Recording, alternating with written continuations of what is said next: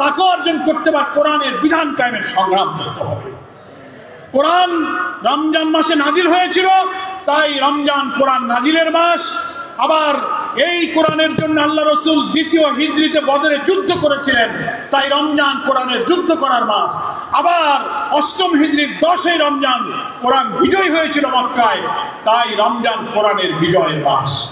রমজান কোরআন নাজিলের মাস, রমজান কোরআনের জন্য যুদ্ধ করার মাস, রমজান কোরআনের বিজয়ের মাস। প্রিয় ভাইয়েরা, আসুন আমাদের এই বাংলাদেশ আমরা সেই তাকওয়া অর্জন করে কোরআনের বিধান কায়েম করি। আমরা তো চেয়েছিলাম গত নির্বাচনে, মানুষ প্রস্তুত হয়েছিল দাঁড়িপাল্লায় ভোট দেবে, কোরআনের বিধান কায়েম হবে, কিন্তু ইঞ্জিনিয়ারিং করে দিল নাকি বলেন? আর যারা ক্ষমতায় গেলেন তারা আবার জুলাই আন্দোলনের ইতিহাস ভুলে গেছেন, সংস্কার এখন আর মানে না, এটা মানি না, ওইটা হবে না। আমি বলি ওই অপরিণামদর্শী পথ থেকে ফিরে আসুন ইনশাআল্লাহ।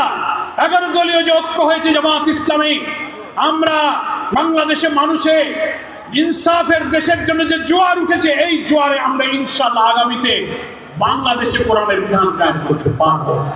সামনে স্থানীয় নির্বাচন, পৌরসভা, উপজেলা, ইউনিয়ন, সব জায়গায় আমরা নির্বাচনে অংশ নেব ইনশাআল্লাহ।